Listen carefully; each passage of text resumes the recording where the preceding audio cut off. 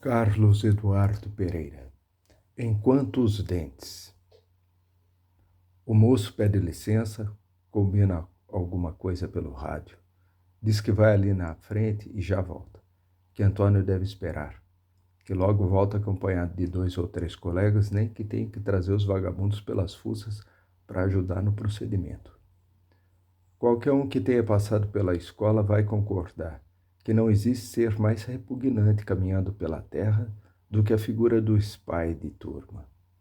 Esse indivíduo é aquele aspirante que se aproveita da condição privilegiada de membro efetivo da turma para transmitir informes sigilosos regulares ao comandante, alertando sobre atos criminosos eventualmente praticados por um ou por vários colegas, movidos pela trairagem gratuita, pelo recalque, pelo instinto ruim e pela intenção de obter possíveis vantagens pessoais.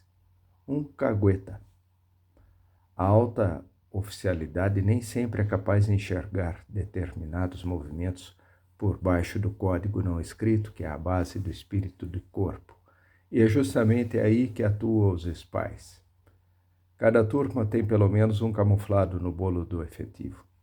Ele é dificílimo de identificar, mas geralmente tem conceito alto. É filho de oficial de marinha ou cochado do capelão. Os protegidos do padre do quartel são chamados de capeletes e constituem um grupo unido e poderoso na dinâmica escolar, falando manso, ajudando na missa, incentivando a confissão, promovendo retiros e reuniões na capela. Antônio era um capelete destacado. Nascimento foi seu companheiro de armário por quase todo o período em que esteve na escola, até o fim do 4º ano, quando Antônio deu baixa e Nascimento foi jubilado. Nascimento dava lance direto, vivia desrespeitando as normas. E era um ficha suja, não completava uma semana sem levar uma parte de ocorrência por ter se atrasado a uma formatura, se apresentado com a barba por fazer, dormido em serviço, ameaçado um mais antigo de agressão. Depois de cumprir 3 meses e pouco de impedimento, 3 meses e pouco sem tirar licença, Nascimento estava para ser autorizado a ir para casa quando o fonoclama anunciou uma inspeção surpresa. Era uma sexta-feira e depois da revista estariam todos livres. Os aspirantes em posição de sentido, à frente do respectivo armário, o veterano de plantão logo encontrou uma lata de leite condensado aberta, que Nascimento havia acabado de jogar para o lado das coisas do Antônio, no armário dividido pelos dois. O veterano gritou que aquilo era um absurdo, uma conduta inaceitável, que o da Silva também não passava de um tremendo lanceiro. E com aquilo, Antônio não pôde ir para casa, menos por ter ficado na escola impedido e mais por um desejo de se vingar. Na semana seguinte, na capela, acabou contando em confissão ao padre do fundo falso no armário, onde Nascimento, vez ou outra, escondiam os papelotes de cocaína, trazidos para ele com certa frequência, por um terceiro sargento lotado no paiol. Como a gaivota não é uma embarcação com grandes recursos, na maré esvaziada ou baixa-mar, a única maneira de Antônio sair é pela escada móvel, descendo um por um os 9 degraus acoplados a bombordo. Os 4 funcionários coçam a cabeça por baixo do gorrinho, trocam olhares entre si, confabulam, alternam o foco entre a cadeira e a escada, verificam possíveis pontos de apoio, se a estrutura é forte, arrastam as botas de modo a eliminar o excesso do aguaceiro, a aumentar a aderência, então suspendem Antônio com tudo. Agora, pela graça, ele vai furando as poças d'água, com cuidado, porque nunca se sabe o que se pode encontrar debaixo delas. Vai evitando as armadilhas de lama, as mais evidentes, no intuito de chegar à calçada. Precisa pegar mais uma condução até a casa do comandante e da mãe. Tem 4 alternativas: ônibus, táxi, Kombi ou van. De qualquer jeito, vai ter que dobrar à direita na esquina lá na frente. Quando a grana apertou de verdade, Antônio estava vivendo apenas da aposentadoria por invalidez e das vendas de algum material que tinha acumulado. Ele inventou de promover o que chamou de garage sale, um bazar no antigo apartamento, para se desfazer de tudo que pudesse interessar aos conhecidos. Dessa forma, ia fazendo um caixa e ganhando tempo antes de ser forçado a abrir mão daquela vida. Vendeu baratinho uma gravura de 80 por 80, desenhada a nanquim por um mexicano. Boa gente, numa vila em Zapopan. Um bowl coloridíssimo com bananas pintadas por dentro e melancias por fora, feito um papel machê. Não queria mais, negociou seu kit de graphic pencils que vinham numa caixinha de lata. 4 bancos de bar, uma barraca para 2 pessoas e camisas, pares de tênis com a sola zerada, facas, garfos, pratos. Calças compridas que no bairro antigo não incomodavam ninguém, mas que os vizinhos do comandante talvez achassem esquisitas. Antônio vem sentindo umas pontadas no peito. Não são propriamente dores, mas uma sensação de infarto, diluído ao longo das horas do dia. Acontece agora, ele procura abrigo debaixo das marquises, porém não encontra um espaço vazio onde consiga dar um tempo a respirar. Os ambulantes de filmes piratas e bugigangas em geral, os panfletistas mais dedicados, os funcionários do comércio arriando as portas de ferro, gente apressada que não fecha o guarda-chuva, sem tetos, ficam todos espremidos de maneira que se forma um meio caminho, que assim, só de olhar, não permite a passagem de uma cadeira de rodas.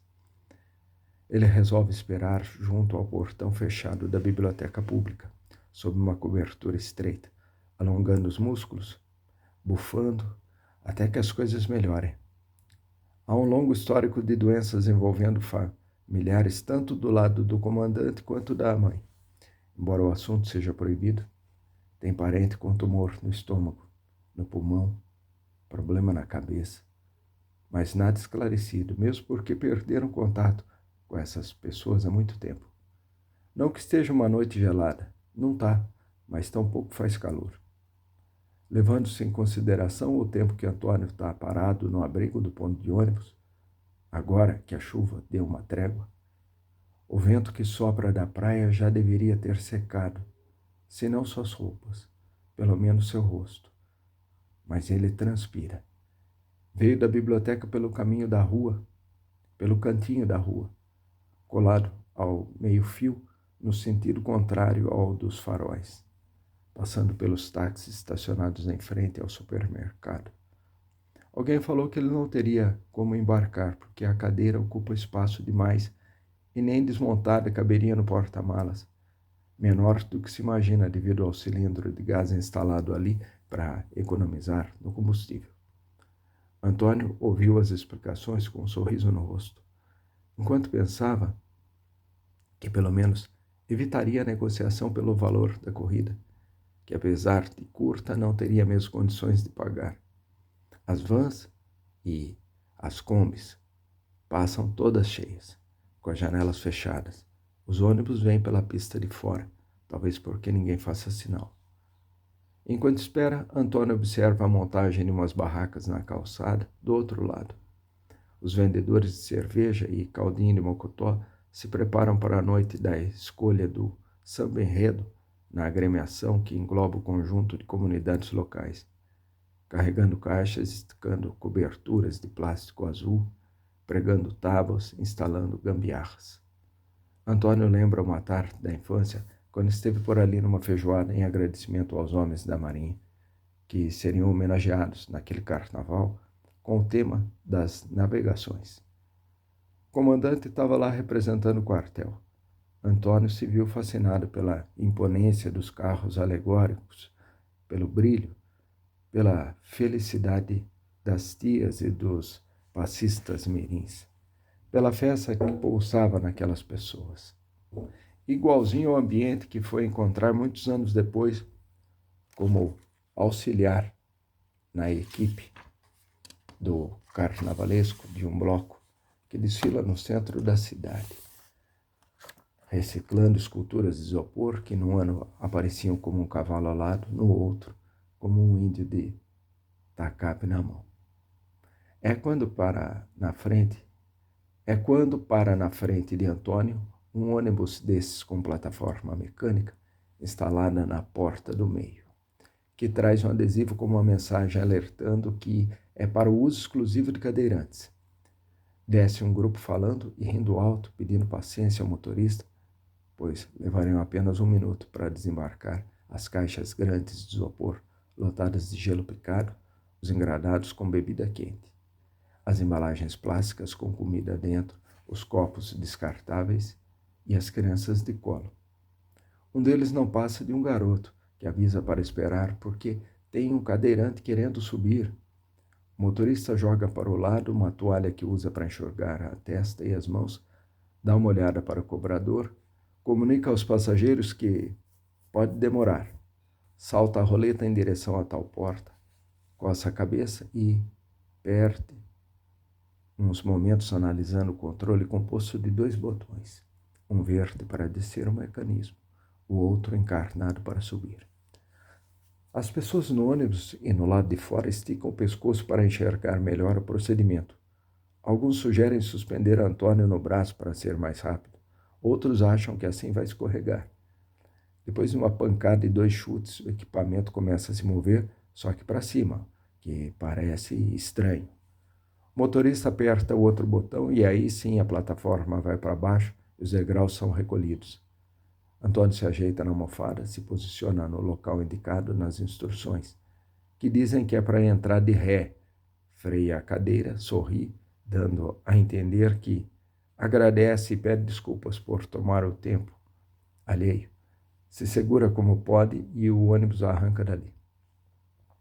Na época da escola, Antônio costumava visitar Paraty de tempos em tempos.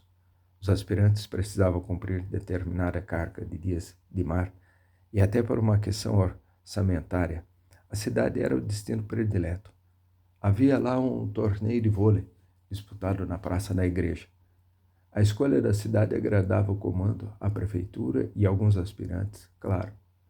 Pode-se dizer que os navios de instrução reproduziam de forma bastante razoável a rotina marinheira.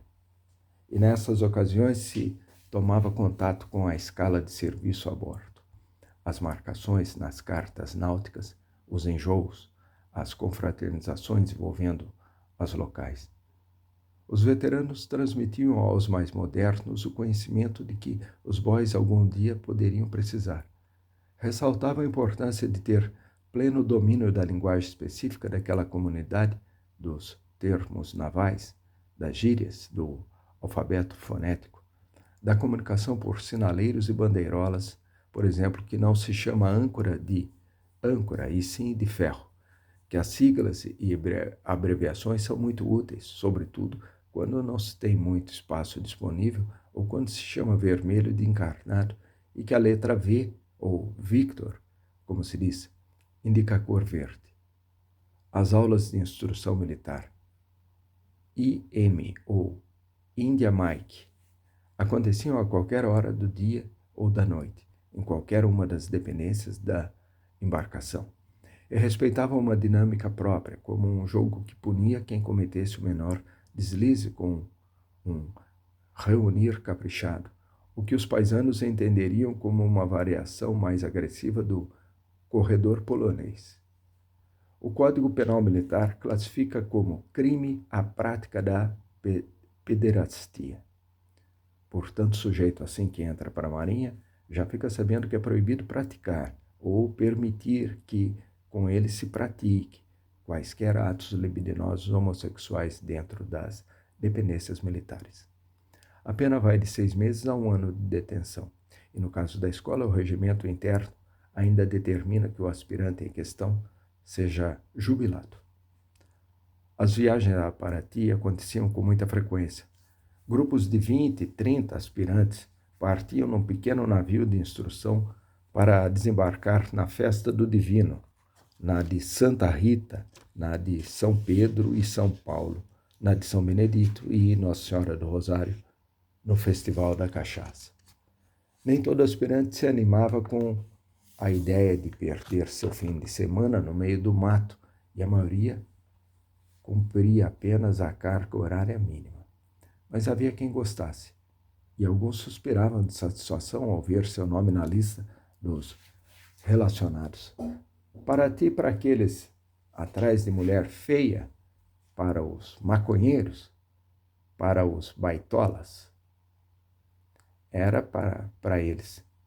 As ruas de pedra lotadas de gringos fascinados pelas belezas naturais da Costa Verde e os aspirantes divididos em grupinhos, mais interessados em se embebedar o quanto antes para depois buscar as áreas mais afastadas do tumulto e promoverem suas próprias festas, sem tanta chance de encontrar algum spy. Se existisse internet, ia ter muito aspirante famoso na rede depois de flagrado se masturbando no banheiro do loja. Era assim, o cara ia cagar, escolhia uma cabine mais ou menos limpa, ficava ali quietinho, dando tempo para se esquecerem dele.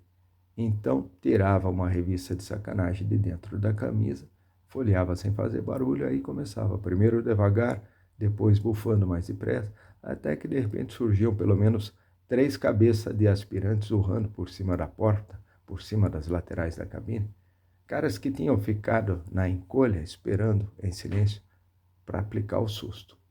Se fosse hoje, estariam todos com o celular na mão. Mas naquela época era difícil para o comandante saber se todos os deslizes cometidos, condutas inadequadas.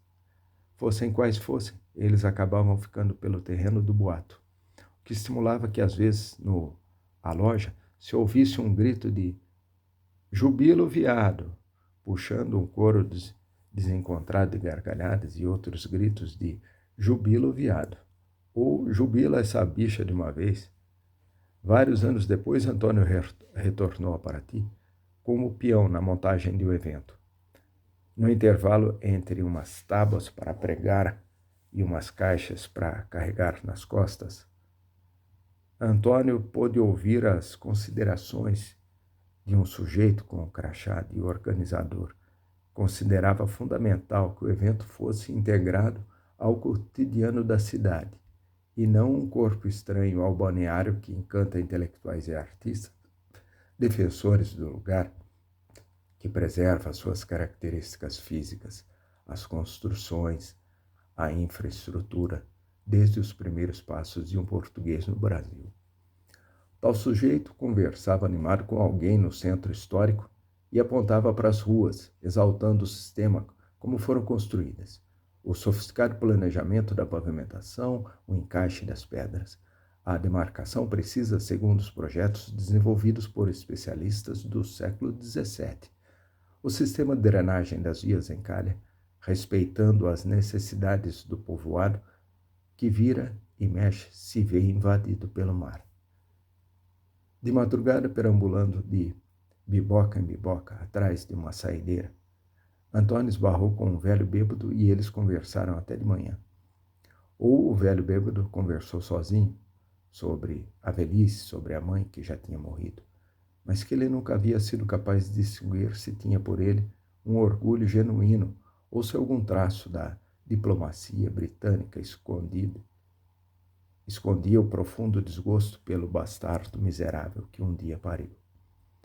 O velho confessou que a vida era foda, que era foda abandonar seu canto na Escócia para perambular pelo terceiro mundo, abandonar a quietude, que se não fosse as vontades da esposa, ele não sairia de lá nem pelo diabo para sofrer como um cão no maldito calor.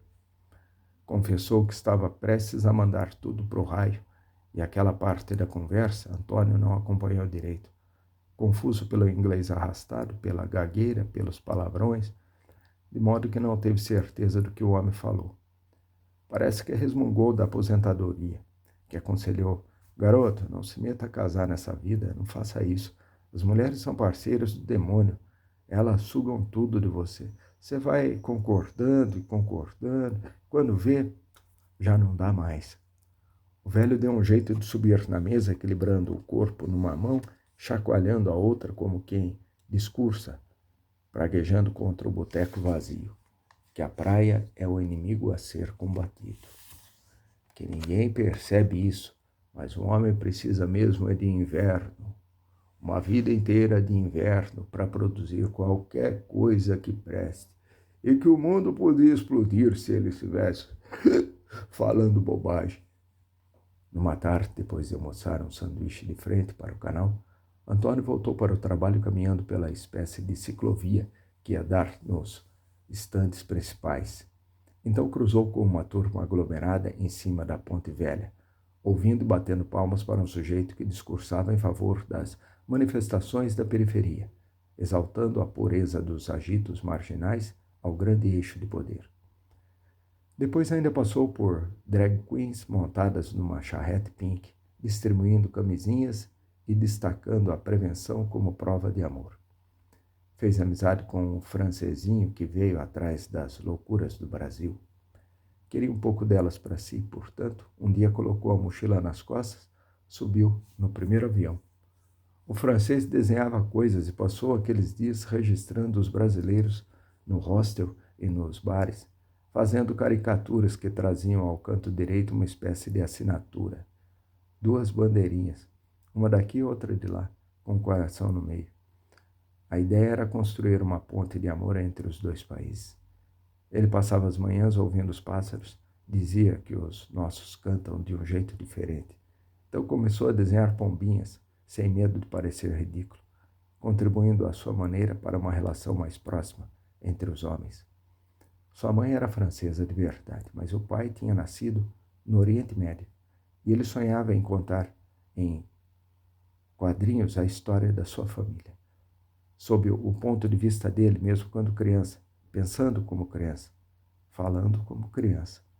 Mas seria um projeto para o futuro. Dá para dizer que Antônio aprendeu sozinho a falar francês.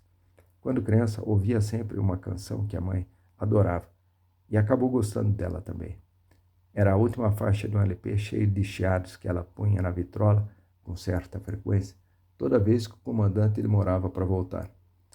A melodia, o arranjo simples, de voz chorosa e violão, parecia falar da mulher que perdeu sua joia, seu bem mais precioso, sem o qual nada mais valia a pena. Os quase 7 minutos da música viravam 14, às vezes 21, na medida em que estivesse disposta a repetir e repetir. Depois disso, ela ia com a Bíblia para o quarto rezar. Com o tempo, Antônio foi aprendendo que nem sempre as coisas são como a gente imagina. Na faculdade, ele teve algum contato com a língua e compreendeu que a letra falava de outros assuntos. Demorou, mas teve que enxergar que a rima era com pere e não com frere. Passou a se dedicar com afinco a dominar o idioma e hoje, se não se considera fluente, ao menos, acredita que já entende bem melhor. Antônio desce do ônibus na calçada da padaria, onde costumava comprar pão, pó de café moído, na hora, e cigarros para o comandante. Procura e não encontra o meio-fio rebaixado para atravessar a rua, mas lembra que avançando até quase na esquina tem uma garagem. Ele atravessa em frente ao meio bar, meio armazém do seu Onofre, um português, grosso toda a vida, porém boa gente, que o ajuda a subir na calçada. Num primeiro momento, o homem não reconhece Antônio, só vê que tem dificuldades com o paralelepípedo molhado, resolve dar uma força. Então percebe que o cara na cadeira, agora parado no escuro debaixo da marquise, é o menino magrelo que cresceu por ali. Seu Onofre joga um pano de prato puído no ombro, fica olhando para o Antônio sem dizer nada, dando a entender que está convidado a ocupar uma mesa para tomar uma ou duas, em nome dos velhos tempos. É um espaço amplo, com pé direito altíssimo, prateleiras robustas, atopetadas de garrafas cobertas de poeira, e se o português precisar de uma catuaba lá de cima, basta subir no mecanismo desenvolvido por ele próprio, composto de trilho, rodinhas e uma escada, como nas bibliotecas dos filmes. Tem também uma máquina brilhante de karaokê, com luzinhas coloridas acendendo e apagando. posicionada à esquerda, em lugar de destaque, entre a passagem para o banheiro e a bancada da caixa registradora, do tipo que os pinguços adoram. Está quebrada, ou pelo menos é o que diz o aviso rabiscado a caneta numa folha de caderno presa com fita adesiva bem no meio do visor. Mas pode ser uma estratégia do seu Onofre para evitar, enquanto possível, a cantoria de boleros desafinados até de manhã. No salão há 5 mesas de ferro, cada qual com 4 cadeiras, geladeiras modernas, expondo seu interior através de portas de vidro embaçado. Todas no mesmo padrão, com as cores e o logotipo de uma marca de bebida. As paredes estão cobertas por cartazes de modelos de biquíni, tirando um bigodinho de espuma com a língua, segurando um copo suado cheio até a boca. Um calendário com o nome do estabelecimento impresso na parte de cima. A plaquinha do órgão do governo, responsável pela fiscalização, e o telefone para eventuais denúncias, com um dígito a menos, sem o 2 colocado à frente dos números que, discados em sequência, no horário comercial, certamente darão acesso a uma central telefônica. O piso, que já deve ter sido encarnado, agora é cinza e apresenta falhas de encaixe, de modo que um desavisado pode tropeçar e cair de cara. A iluminação dá um clima de caverna, talvez devido às lâmpadas compridas instaladas tão lá no alto que deve mesmo ser difícil acabar com o pisca-pisca constante de algumas delas. Os pingos de chuva fazem um batuque descompassado quando batem nos toldos de armação metálica. No balcão de madeira tem uma parte envidraçada, uma vitrine com os monstros gordurosos abatidos especialmente para servir de tira-gosto. Seu Onofre desapareceu faz uns minutos. Sumiu pelo corredor que vai dar numa salinha, talvez a despensa. Agora ele volta sem o jaleco suado, com uma faca numa mão, com a outra tira um lápis de orelha para fazer uns cálculos que parecem complexos, num papel de embrulhar, encostado na máquina de fatiar frios.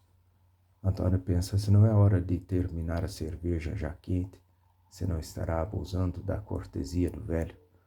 Então entra no bar um sujeito magro, além da conta, conhecido de outros tempos, que tinha fama de bandido, mas que nunca foi de nada, jamais saiu dali. Ele não reconhece Antônio, sem aparelho nos dentes, mais maduro e sentado na cadeira de rodas. Tal sujeito era um pouco mais velho, certa vez arrumou confusão com Antônio.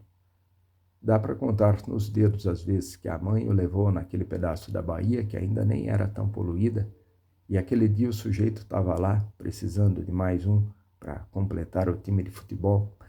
Antônio foi convocado, mas não chegou a responder. Apenas olhou para a mãe, que fez que não, com a cabeça.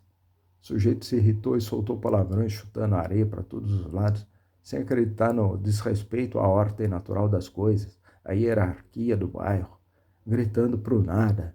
Se esse linguiça não fosse o filho de quem é, eu cobria ele de porrada, quebrava os dentes dele para prender. Que comigo ninguém mexe. Enquanto falava, fazia os sinais mais obscenos. De alguma forma, a notícia chegou ao comandante. A Madalena cantou como sempre. Depois desse episódio, Antônio nunca mais voltou a colocar os pés naquela praia.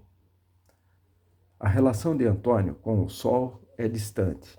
Foi assim desde o princípio. Mas de uns tempos para cá a coisa piorou.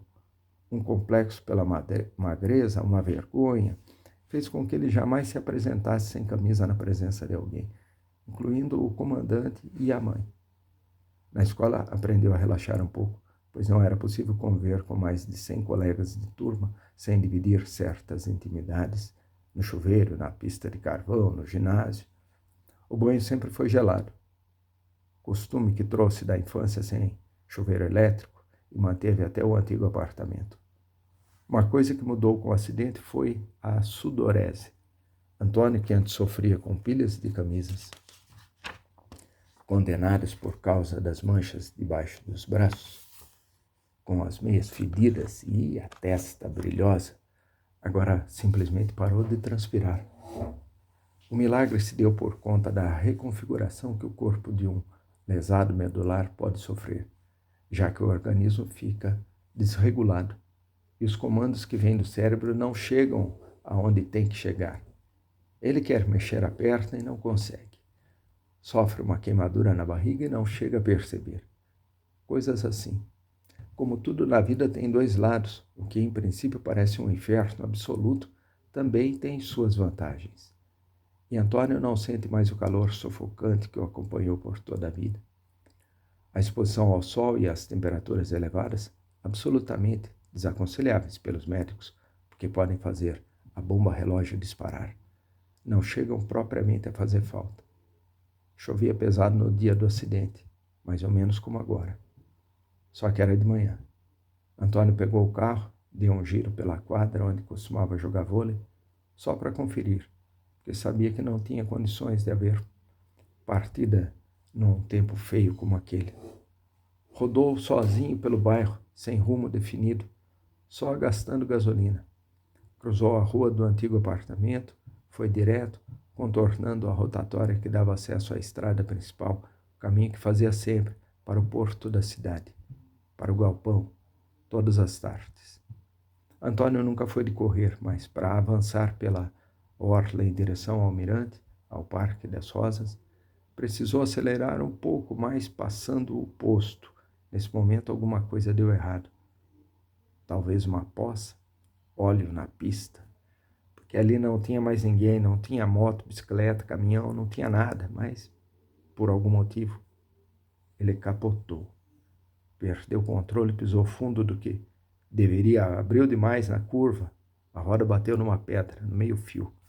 O carro voou pelo canteiro e foi dar na mão contrária, de cabeça para baixo, de lado. Depois de uma ou duas voltas até parar contra o poste. Antônio levanta a cabeça e percebe que o sujeito saiu. Então entra pela porta um senhor de guarda-chuva amarelo, que se recompõe como pôde. Ajeita o penteado e senta na mesa do canto oposto ao de Antônio, de frente para ele. Seu Onofre não diz nada, apenas abre uma garrafa que tem dentro um líquido encardido, enche 2 copos transparentes quase até a boca e serve o senhor do guarda-chuva, que agradece com a voz tão baixa que não dá nem para escutar. Ao que o português responde com um grunhido. A primeira dose ele vira de uma vez, derramando um pouco sobre o tampo, enxugando com um lenço que tira do bolso. Logo após secar o excesso dos lábios e da mão. Em seguida passa a degustar a segunda dose, em golinhos, enquanto lê um jornal que sacou de dentro do casaco impermeável, sentado com as pernas cruzadas, como quem lê cada notícia do dia antes de jogá-las fora. Ele lança um olhar por cima das folhas abertas e fala algo. Antônio sorri de volta, fingindo que entendeu. Então o senhor se levanta, dobra o jornal em 3 movimentos. Ergue o copo ainda na metade e senta com Antônio, arrumando suas coisas na mesa dele. Eu disse que achei extraordinário o resultado desse referendo na Islândia. Antônio balança a cabeça como que respondendo. Aham. E o senhor continua. Logo na Islândia. Achei que as pessoas fossem torcer o nariz, mas veja só, eles votaram a favor. Antônio sorri e se ajeita na almofada. E pensar que 20 anos atrás esse negócio era crime por lá? Aqui diz que houve campanhas, mas em vez dos bichos irem para a televisão enfiar o dedo na cara de todo mundo, eles não falavam nada. Veja só, quem falava era a família, as mães, as irmãs, as tias, e o bicho do lado quieto, só concordando com a cabeça. Não acha incrível? O homem fala mais um pouco. Antônio concordando com a cabeça. Até que pede licença, paga a conta e vai embora. Antônio confere o visor do celular. A Islândia o fez se lembrar da Björk. Então faz uma busca e dá o play na primeira faixa do Vunikura. Ele tinha grande expectativa sobre o álbum que retrata a separação do marido, que acabou vazando na rede, e teve que ser lançado às pressas. Antônio pesquisou que na história do pop são muito comuns os discos de separação. O Dylan tem, o Caetano, e nesse a crítica especializada diz que a Björk surge carregada de sentimentos de melancolia, mas sem perder o tom experimental que se reflete nos arranjos sombrios, nas letras ao mesmo tempo duras e delicadas, na orquestração, na presença forte das cordas, que contrapõe com o trabalho do produtor venezuelano. Dá para ver que ali tem a mão dele, que é o cara dos beats, do clima cavernoso. Por cima de tudo vem a voz da Björk, cada vez mais lírica, a multiartista que vai além da música, sempre pensando em como atingir as pessoas de muitas maneiras, não somente pelos ouvidos. A cantora dos clipes poéticos, da vozinha triste, do jeito arrastado de cantar. Antônio pensa na sorte que foi Arnaldo não estar no banco do carona. O bailarino e coreógrafo excursionava com a companhia em algum lugar da Europa. Não fosse por aquilo, talvez houvesse sangue na porta, que depois da capotagem se encontrava a meio palmo do nariz de Antônio. Ele não sentia nada. Não via agitação por trás das ferragens, as pessoas andando para a esquerda, para a direita na chuva, enquanto falavam ao celular. Não via os frentistas, os poucos curiosos que discutiam se deveriam mexer no corpo do motorista totalmente imóvel dentro do carro, de olhos abertos. Antônio só não podia esquecer que, na segunda-feira, precisava chegar bem cedinho ao galpão da zona portuária, cuja chave estava no bolso lateral da mochila, pois havia marcado de levar algumas peças, uns quadros, nos quais tinha trabalhado a madrugada inteira. Coisa pouca, apenas mais uns ajustes aqui e outros ali. Depois arrumar no espaço em que teria sua primeira exposição individual. Ele foi acumulando trabalhos, muitos deles resultados de oficinas e cursos. Ao longo dos anos se juntou a 3 ou 4 coletivos, alimentou longas conversas no antigo apartamento com amigos e conhecidos que também tateavam pelas artes, alguns escrevendo, outros cantando. Com eles aprendeu um bocado. Faltavam poucos dias para a vernissagem, seria num galpão gigantesco, administrado por um conhecido. A ideia era aproveitar a oportunidade para mostrar cerca de 40 obras. Eram trabalhos de fases distintas, gravuras que nasciam de aquarelas e viravam algo de mais força, fotografias em branco e preto de flagrantes do camarim de uma banda punk, telas que já tinham sido pequenas e mudaram demais nas versões 4x4. Poderiam ter funcionado bem no espaço disponível.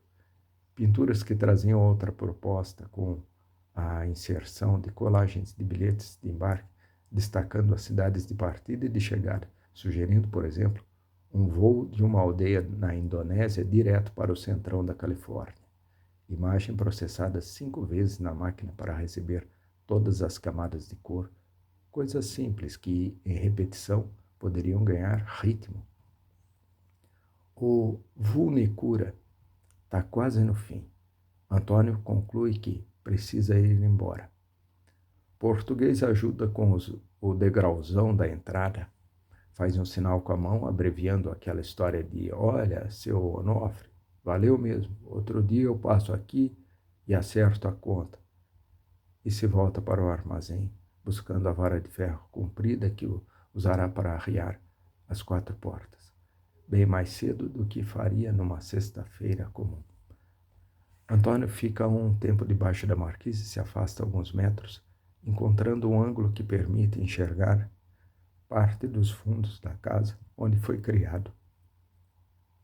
Fica numa ladeirinha em curva, que normalmente já seria tranquila, e hoje ainda não mais. Acha até bom ter a chance de subir a rua sem ninguém por perto, mais devagar, é verdade, só que livre do constrangimento de ter que fingir que não precisa de uma força nessa chuva. Chega em frente à casa da infância. Na calçada do outro lado, meio que protegido por uma amendoeira, precisando de poda. pois suas folhas encobrem a luz do poste. Ele confere o visor do telefone, encontrando uma sequência de mensagens atrasadas da operadora, daquelas dizendo que alguém ligou enquanto o celular estava desconectado. Enlatado atrás do volante do carro, ele pensou nos pais. Lembrou que a mãe costumava dizer que ela era uma criança mordedora, daquelas que, talvez porque demorem mais que os filhos dos vizinhos para falar e para andar, cravam os dentes feito cães em qualquer um que esteja ao seu alcance.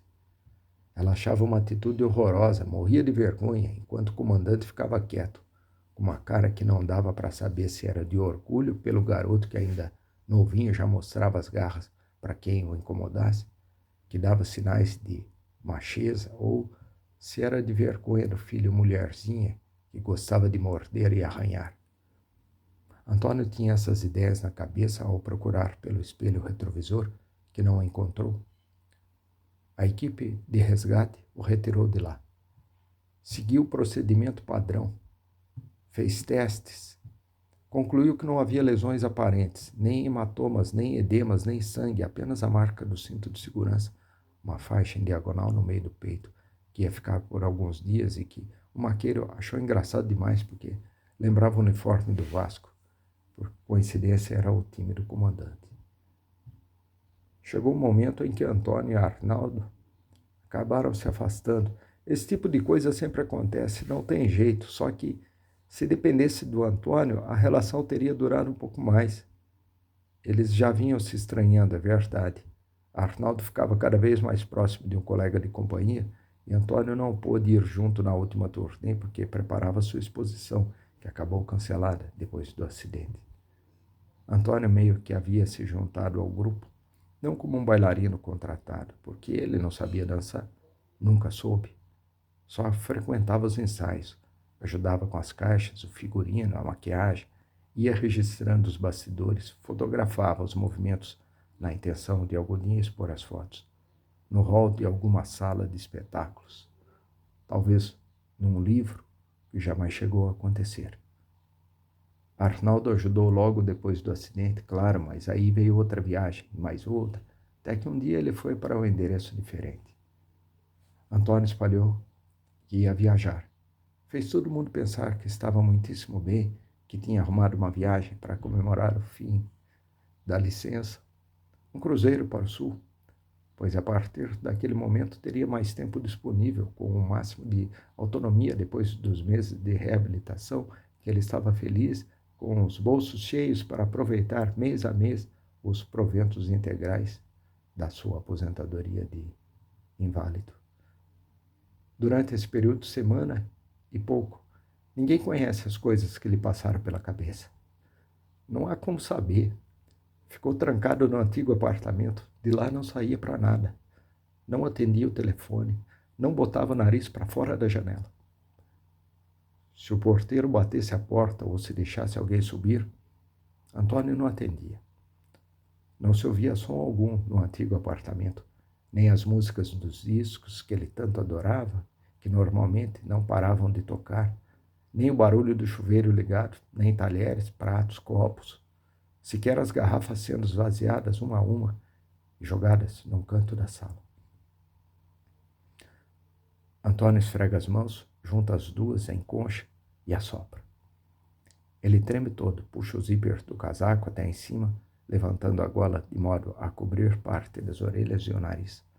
Os dedos estão duros, por isso dá um jeito de sentar neles.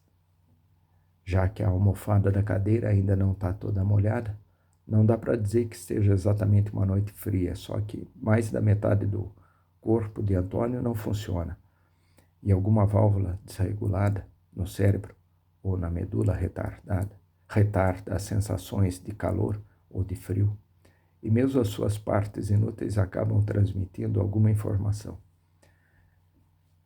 É como quando você entra no mar de manhãzinha e leva um choque, e aí percebe que o sol deve levar o dia inteiro para aquecê-lo. Com Antônio é mais ou menos igual. Se fica exposto por muito tempo a condições adversas, a resposta Também demora, mas acaba vindo.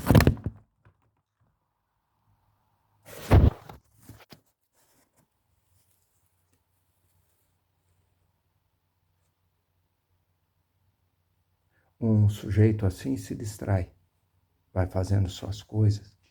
Quando vê, a perna tá que é um gelo puro. Então precisa se agasalhar da melhor maneira. Uma coxa no colo pode ser que dê certo, porque logo virá uma tremedeira de verdade. Ela vem por dentro, vem subindo pelos ossos até chegar em cima. E leva um tempo para as coisas voltarem ao normal. Por isso é bom conselho estar sempre usando meias. E é melhor que elas estejam secas. Antônio está de frente para a casa onde passou a infância. Olha para um lado e para o outro como quem deseja atravessar a rua. Não enxerga ninguém. Esbarra sem querer no quadro da cadeira. Lembra que a das gringas tinha umas partes cobertas por um material acolchoado, uma espécie de espuma impermeável, nas laterais do apoio de pé e nas rodas. Bastante úteis para evitar a formação de escaras nas canelas e dar mais firmeza. O maior desespero para um cadeirante ativo é ficar sem sua cadeira. É ser assaltado, quem sabe até dirigindo, e cismarem de levar a única coisa que o torna minimamente autônomo na vida, estar parado numa esquina deserta e dar com um bando de mal encarados que roubam seu dinheiro, seu carro e o largue no chão, sem ter como fugir dali correndo, sem ter como conseguir ajudar, pois as pessoas não têm como saber se o cara deitado na calçada é um mendigo ou se é um golpe, uma tocaia para atrair gente de bem. Os bandidos nem ligam se a vítima pode ou não caminhar com as próprias pernas, se é deficiente mesmo ou se está apenas se fingindo de coitado. Alguma coisa mudou na fachada da casa.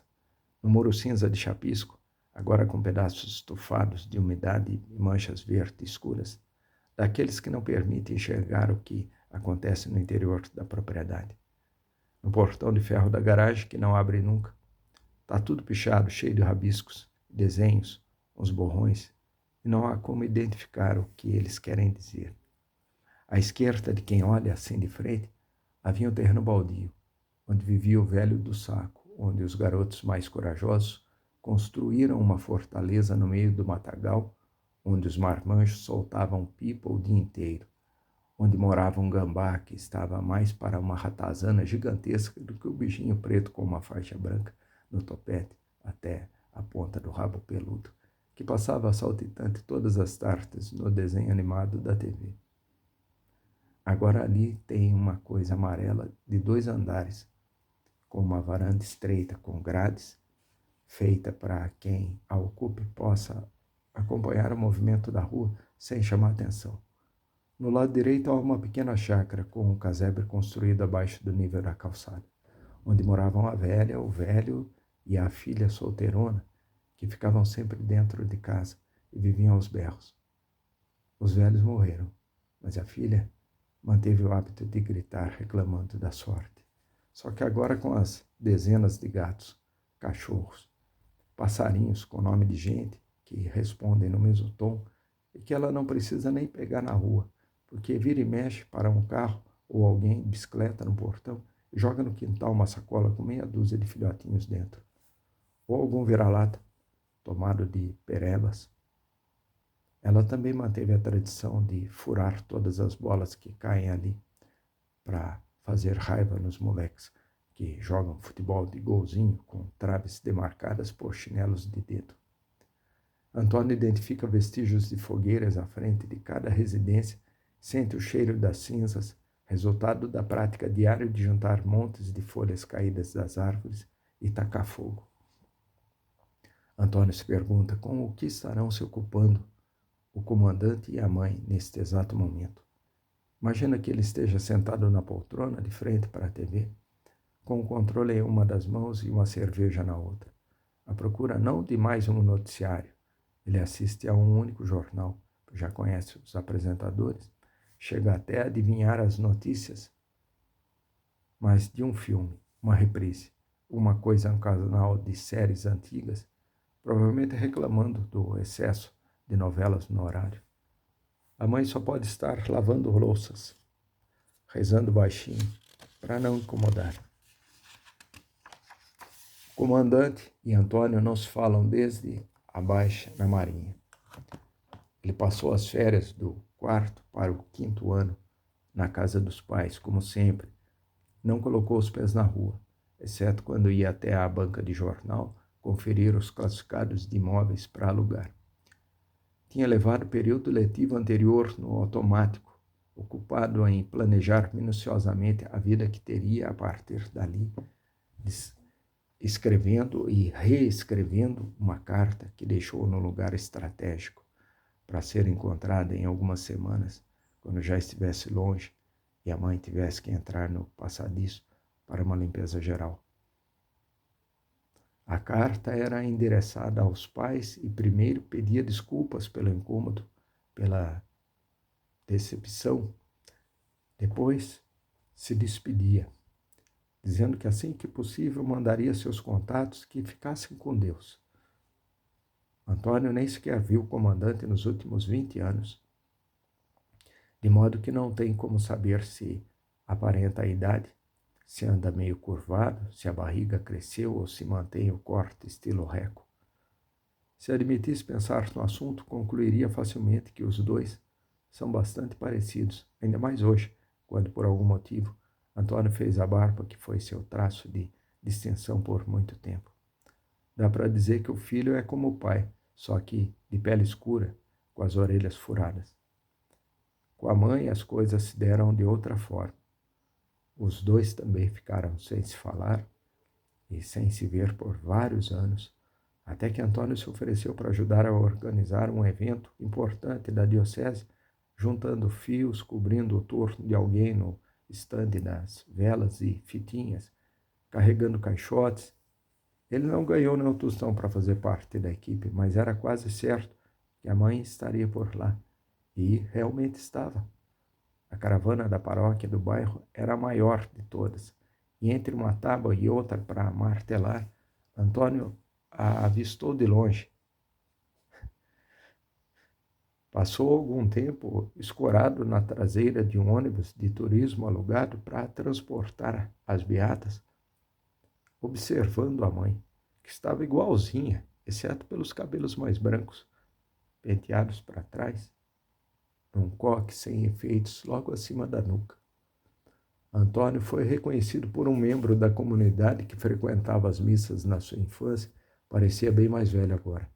Respondeu ao seu cumprimento com um sorriso, porque não se lembrava do nome do homem que falava alto, chamando a atenção de todos, e foi juntando gente até que acabou dando de cara com a mãe. Quando ficaram a sós, ela perguntou como ele estava. Disse que jamais chegou a receber a correspondência prometida com seus contatos, que não tinha como encontrá-lo numa cidade tão gigantesca, que ela estava bem, levando a vida conforme a vontade de Deus, que o comandante, nesse momento, ela foi interrompida por Antônio, alegando pressa. De qualquer forma, ele não desejava obter informações sobre o pai. Os dois meio que se abraçaram. Antônio deixou com a mãe um papelzinho com número de telefone e endereço. E por algum motivo acabou anotando errado o número do prédio e omitiu o apartamento, mas não faria diferença, já que o combinado foi que ela ligaria primeiro se precisasse de alguma coisa. E assim fizeram, a partir daquele dia. A mãe telefonava toda segunda-feira de manhã, quando o comandante estava na reunião semanal de aposentados no clube militar. E eles se encontravam de vez em quando para um café, uns encontros sem registros, porque Antônio gosta mais de uma foto antiga que ele guarda da mãe, uma foto em que ela aparece com os dentes escancarados, do tipo de sorriso que só dura o tempo do fotógrafo dizer: ok, ficou legal. Teve uma vez que ela ligou depois de 2 ou 3 semanas sem conseguir saber do filho, e foi Arnaldo quem atendeu. A mãe ficou muda, mas ouviu que Antônio tinha sofrido um acidente, que os médicos tinham descoberto um problema e ele estava internado desde então. Consciente, fazendo um tratamento que ia se estender por semanas. talvez um pouco menos se tudo corresse bem. Que seu nome era Arnaldo, que ele não acreditou quando a mãe desligou na sua cara.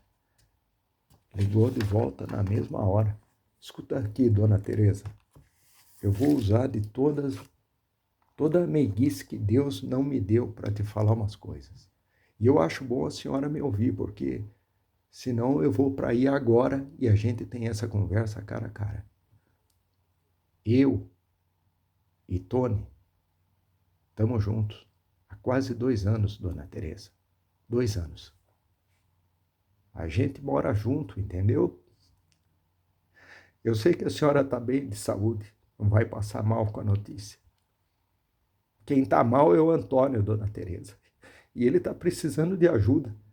Vai precisar do apoio de todo mundo que ama ele. A ressonância acusou necrose na medula. Sei que o Tony vai brigar comigo quando souber dessa nossa conversa. Ele disse que eu falo demais. Depois, eu me entendo com ele. Enfim, era isso. Tenho um ótimo dia. Viu? Recomendações ao comandante. Ela passou a visitar Antônio na clínica e ele disse que não receberia mais ninguém, que ela até podia, se fosse o caso, levar notícias ao comandante, só que sem muitos detalhes. Não tinha permissão para divulgar o estado em que se encontrava, muito menos comentar os diagnósticos e os resultados dos exames que o neurologista anunciou sem muita convicção. Antônio foi testado positivo para neuromielite óptica, uma doença degenerativa que lhe roubará os movimentos e a sensibilidade pouco a pouco, até ficar completamente cego e enterrado numa cama, dependendo de alguém que lhe dê comida na colher, de preferência pastosa, pois a doença prevê dificuldades grandes tanto para deglutir quanto para respirar no fim de tudo. A deficiência de Antônio não é, portanto, resultado do acidente de carro. Ele terminaria entrevado de uma forma ou de outra. O trauma somente acelerou o processo, provocando um surto mais agressivo do que se poderia esperar. A chuva que ainda há pouco tinha estiado, agora apertou novamente. Antônio acha até graça quando lembra que boa parte dos trotes na escola, os mais memoráveis, foram aplicados justamente quando o tempo estava assim. Havia um grupo fixo de boys carteados só para acompanhar de perto a previsão meteorológica. Eles eram responsáveis por manter atualizada uma tabela indicando as noites da semana com maiores chances de chover, para que os veteranos pudessem organizar seus pelotões da madrugada. As atividades geralmente ocorriam no cemitério, área colada à pista de carvão, onde havia blocos de concreto pintados a cal, dispostos em linha, feito lápides. E os bichos brincavam de crucifixo com os braços abertos, esticados num ângulo de 90 graus, sem tremer, e cada um que desistia pagava determinado número de flexões, enquanto o vencedor era poupado na rodada seguinte. As expedições regulares, noite adentro, terminavam sempre no banheiro do espaço anexo ao alojamento dos calouros, onde eles eram submetidos ao plaquetômetro, competição para ver quem suportava mais murros no peito. Havia inclusive uma outra tabela de controle, essa registrando em ordem decrescente a quantidade de golpes, que só valiam se pegassem cheio na plaqueta de identificação, obviamente sem os protetores de plásticos para as taxinhas de metal, que cada aspirante fosse capaz de aguentar ainda de pé. E não chegava a ser surpresa para ninguém se na volta para os beliches os boys encontrassem seus armários revirados e a roupa de cama encharcadas, e o plantonista cumprindo seu papel de garantir com a lanterna na mão que eles se deitariam e ficariam ali até de manhã em silêncio absoluto quando tocasse a alvorada. Antônio sente um cheiro de urina. Lembra que a última vez que mijou foi ainda no antigo apartamento, mas a calça molhada de chuva vai disfarçar a mancha. Se tivesse uma noite clara, ou pior, se fosse uma tarde de sol, certamente passaria vergonha. Ele costumava dar desses vexames na infância. A mãe levava o colchão manchado para o quintal, depois recolhia momentos antes de o comandante voltar do happy hour. A lesão na medula não deixa que Antônio perceba a bexiga cheia, de maneira que ele teve que aprender a se controlar de outra forma. De 4 em 4 horas ele vai ao banheiro, mesmo sem sentir vontade, e mija num pote transparente ou saco plástico, tanto faz. O importante é ter um contador de volume. E é bom que não ultrapasse a marcação de 400 mililitros a cada vez, que a urina não esteja muito escura ou muito turva, que o odor não esteja muito forte. Indicações óbvias de uma bruta infecção no trato urinário. Por isso ele administra a ingestão de líquidos, que não pode ser muita, senão vaza, e também não pode ser pouca, para não detonar os rins. Já com relação ao intestino é assim. Antônio senta no vaso uma vez por dia e fica ali pelo tempo que for necessário. Ele procura evitar os alimentos constipantes, procura ingerir as frutas e outras coisas que facilitem o processo intestinal. Não come nada que prenda, não come banana, nem pão. Trata-se de um equilíbrio delicado entre o que se bebe e o que se come, e o quanto se bebe e o quanto se come, que só se aprende com o tempo, com as experiências que muitas vezes podem resultar em acidentes de percurso. O período na clínica acabou servindo para entender como as coisas funcionam. Para não dar trabalho aos técnicos e enfermeiros, sempre ocupados com seus muito afazeres, com toda uma ala de pacientes para cuidar, para dar banho no leito, para administrar de forma justa os medicamentos prescritos pelos especialistas, para executar todos os procedimentos que precisam ser executados, como manda a regra, nos plantões. Antônio evitava acionar a campainha instalada ao seu alcance na cabeceira da cama. Procurava se virar sozinho para um lado e para o outro, fugindo das escaras ou úlceras de pressão, como se diz, ajeitando como dava o equipamento de acesso venoso espetado em alguma veia do corpo, injetando soro e outros líquidos diretamente no sistema sanguíneo. Para não atrapalhar Antônio, aceitou com um sorriso a sugestão de usar fraldas geriátricas, minimizando as chances de que o funcionário gordo, escalado, toda vez que era preciso alguém forte o suficiente para manusear seus ossos compridos, que esse funcionário resmungasse demais por ter que trocar o lençol toda hora. Depois que se tornou cadeirante, Antônio passou a ter ainda mais dificuldade em controlar a pressa de chegar aos lugares, de fazer o que quer que seja. Procurou de todas as formas garantir o máximo possível de autonomia. Das gringas foi peça importante nessa transição. Antônio pôde circular pelas ruas graças à estabilidade relativa que a cadeira lhe proporcionava. Seu tilt, a diferença em centímetro entre a parte dianteira do assento e a de trás, quando tomamos por referência o piso, que deixa o usuário bem encaixado. Sua cambagem de 3 graus em cada roda traseira, que causava estranhamento a quem a olhasse pela frente ou pelas costas.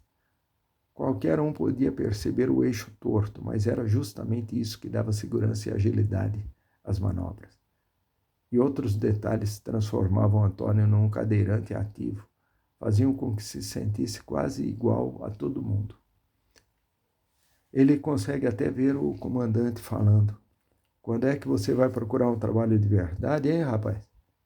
Esse negócio de pintura é coisa de mariquinha."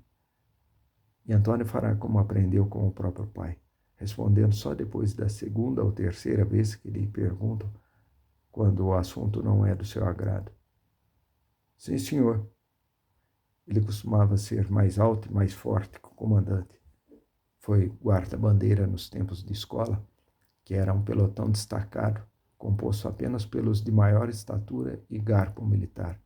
Foi da equipe de vôlei, no entanto, manteve pela vida a convicção de que o pai poderia agredi-lo sem dificuldades, bastava querer, poderia aplicar-lhe um tremendo corretivo, a velha lição da Madalena. E a mãe, entre uma ausência e outra, tentaria, a seu modo, protegê-lo, atraindo a atenção do marido para outra coisa, talvez alguma decisão doméstica. Ela jamais teve autonomia para decidir sobre as coisas de casa. E tem que pedir dinheiro para as compras e autorização para participar de um evento da igreja, por exemplo. Podia ser que funcionasse. O comandante sempre acreditou que se deve deixar claro para a criança, desde cedo, quem é que dá as ordens. Ele defendia a necessidade de postura, de valorizar a voz do comandante, de valorizar a voz de comando, sem muitas explicações.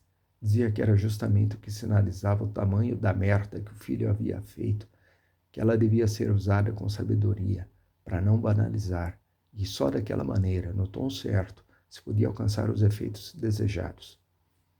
A reação de Antônio aos ensinamentos sempre foi de desconcerto. Ele sorria e ruborizava, apesar do tom parto da pele. Antônio pensa que o artista deve encarar sua produção da mesma forma que uma criança olha para os seus próprios rabiscos. Ela desenha, pinta ou recorta algo e tem a capacidade de enxergar nesses borrões o mundo inteiro. Em seus experimentos, consegue ver nitidamente o pai, a mãe, um elefante alado, e é assim que toma pé das coisas, que vai constituindo como gente. Antônio costumava desenhar quando pequeno, diziam que levava jeito.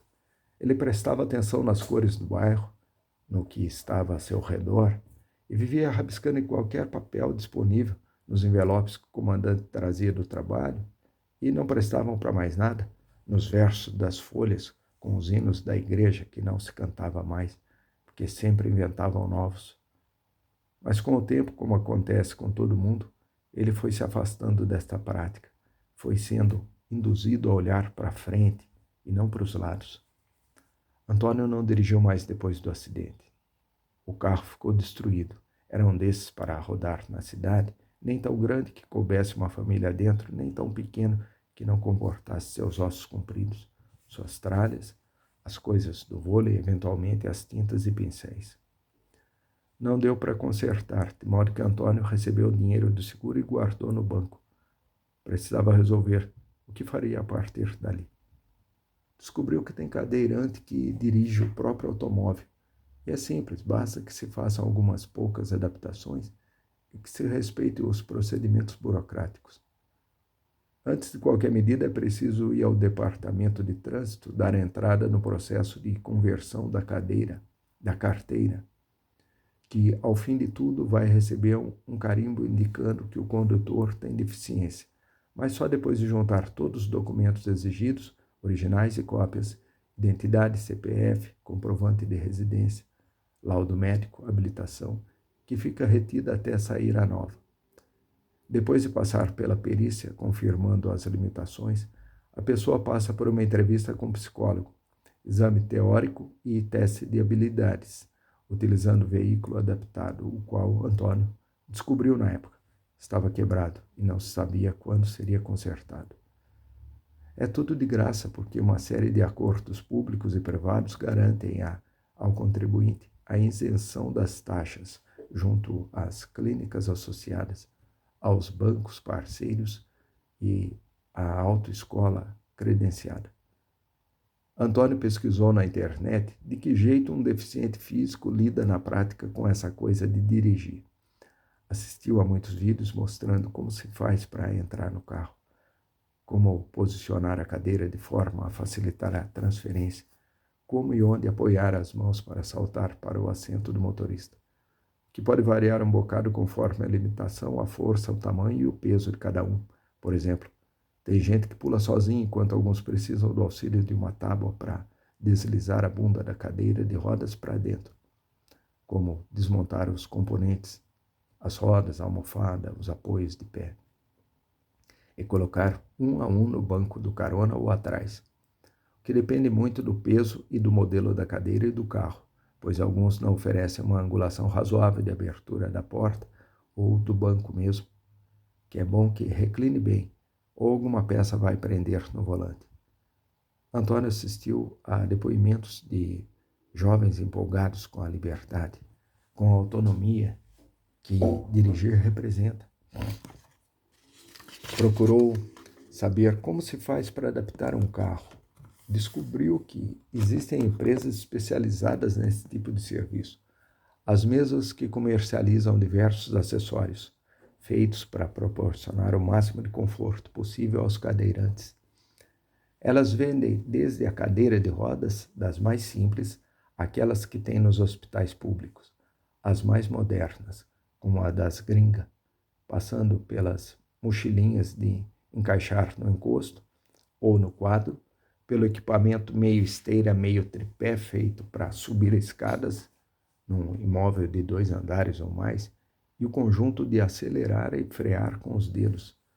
Mas Antônio jamais comprou outro carro, talvez por causa da obrigatoriedade do câmbio automático. Muito útil, mas ele não gosta porque adora a sensação de poder controlar tudo no manual. Talvez pelo preço, acabou gastando o dinheiro do seguro em outras coisas e nunca mais voltou a dirigir. Ele pega uma maçã na mochila, faz algumas horas que não come. No saco há também uma faca envolta num lenço e uma caixinha de fio dental para usar em seguida. Antônio pega o fio dental e encaixa entre as pernas, apoiado no aparelho celular, que por sua vez está sobre a almofada da cadeira. A faca ele deixa no saco.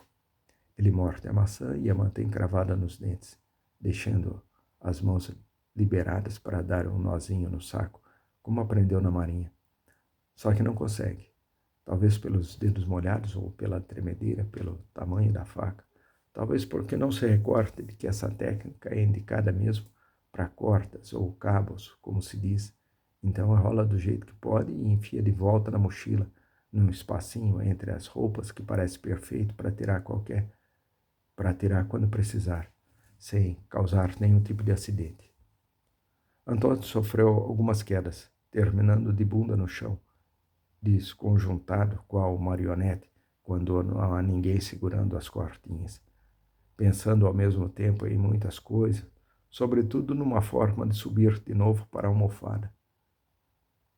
Foram apenas 4 episódios, todos eles com das gringas, que de repente era leve demais, e dá para falar deles como sendo um só, com exceção do último, que foi outra coisa. De modo geral, esse tipo de acidente ocorre assim. O sujeito já tem alguma experiência tocando a cadeira, sente seguro para abrir mão de um mínimo de auxílio, já passou pela fase de sentir medo de tudo que aparece, de imaginar que uma simples transferência para um sofá, por exemplo, é como um salto de bungee jump. Então relaxa. Ele acha que é um obstáculo mais complexo, uma buraqueira, uma rampa cascuda, requer de fato uma atenção especial. No entanto, chega o dia em que acontece, parado sozinho, esperando o elevador ou na própria sala, amarrando os sapatos. Quando menos espera, ele cai. Se alguém fotografasse a cena, ia aparecer com o cadáver de um cara que acabou de saltar pela janela. Com as pernas cruzadas de uma forma esquisita, uma delas torta demais para a esquerda e a outra dobrada ao contrário, só que sem sangue. E a coisa demora. É engraçado como aquilo que parece rápido, a queda da altura de uns poucos centímetros, na verdade, demora. E durante o slow motion, ele primeiro tenta mexer as canelas, tenta acionar o mecanismo que evita que as pessoas normais passem por esse vexame. Só depois se lembra de que não tem como, então tenta os braços e até consegue, mas isso não resolve o problema, porque tem muito mais corpo ainda do que braço para segurar. O segredo é proteger a cabeça. Se ela bate numa quina ou no chão, pode ser um caso sério. E é bom que a língua não fique entre os dentes ou o corte vai ser profundo. E ele ainda tem tempo de olhar para os lados, de dar uma geral para sentir se tem alguém por perto. E nem é para procurar quem ajude, já que isso não é possível, mas para saber se haverá testemunhas. Quantos vão perguntar, está machucado? Quantos vão coçar a cabeça pensando, e agora?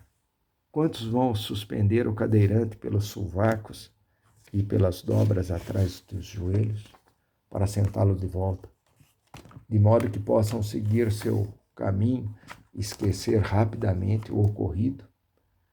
Depois da semana e pouco que passou no antigo apartamento com as pessoas pensando que estivesse num cruzeiro de delícias, Antônio ressurgiu, só que de um tanto diferente. Voltou a se encontrar com os velhos amigos e a recebê-los em casa. Era uma gente animada, gostava de beber e fumado, tipo chegado a boates do submundo, que marca encontros pelas redes sociais, em banheiro de shopping ou de academia, estação de metrô, trás da moita numa praça. Uns menos e outros mais indiscretos, que Antônio foi conhecendo ao longo da vida, em eventos isolados, e que naqueles dias voltaram com força total, não dispersos um a um, como costumava ser, mas todos juntos. Atendendo a uma convocação invisível, eles foram chegando, sem a mais vaga ideia de como se portar com Antônio, mas cheios de curiosidade, que foram sumindo pouco a pouco. Algo se quebra depois que você vira cadeirante ou desencaixa. E não é verdade o que dizem os psicólogos, que o sexo continua sendo sexo, do ponto de vista de um deficiente, que o sexo está mais na cabeça do que no órgão genital. Sexo é pau duro, é penetração, e não dá para ignorar que mais de 70% do corpo de um homem assim fica fora de uso. Não adianta tocar, que ele não sente nada. Os dias de loucura terminaram quando Antônio caiu da cadeira de rodas pela última vez. Nas mãos desses amigos, o sujeito carregou no colo, colocou de volta na cama, desligou o som e foi embora. O tempo flui de uma forma estranha para Antônio. Ele percebe o presente expandido, capaz de comportar os acontecimentos do passado como se estivessem ocorrendo agora e o futuro que ele já conhece, pois tem premonições da morte. Sabe que está perto dela e como vai acontecer. Então, Antônio se dá conta de que precisa atravessar a rua, solta os freios e avança um pouquinho para frente, procurando um lugar mais rebaixado para empinar nas rodas traseiras e passar com o mínimo de segurança, apesar da mão invisível puxando a cadeira para baixo o tempo todo. Encontra um espaço onde é possível arriscar uma grande poça, e é por ela mesma que Antônio vai. Não tem como saber o que há por baixo dela, de modo que pode ser um buraco ou um bueiro com a tampa quebrada, mas também pode ser um caminho, sinal de que naquele ponto onde o meio-fio desaparece na água acumulada da chuva, existe uma passagem. De uma forma ou de outra, ele vai ter como chegar à entrada da casa. Antônio atravessa, aciona os freios novamente, apoia os cotovelos nos braços escamoteáveis da cadeira, analisando o portão da casa dos pais, que está fechado, e o degrau. Escuta uma voz de mulher vinda da casa vizinha, a amarela à esquerda.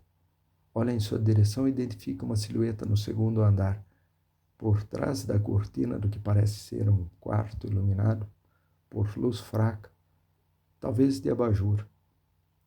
Ela insiste. Toca a campainha. Já tocou? Antônio faz que não com a cabeça e a mulher continua. Essa hora eles estão em casa. Tá procurando quem? Por algum motivo ele de novo faz que não com a cabeça. Antes que possa dizer algo, a mulher emenda. Achei muito estranho que tá tudo escuro hoje. Eles nem acenderam a luz da varanda. Tá acontecendo alguma coisa? O Antônio não saiu de casa hoje. Às sextas, ele costuma sair depois do almoço, só volta no finzinho da tarde. Mas com essa chuva deve ter mudado de ideia, não é mesmo? Antônio destrava os freios da cadeira, vai para mais perto do portão e toca uma, duas vezes, mas a campainha não emite som nenhum. Ele se ajeita na almofada, arma seu melhor sorriso, se vira para a vizinha que chama o comandante pelo nome e fala: Hein?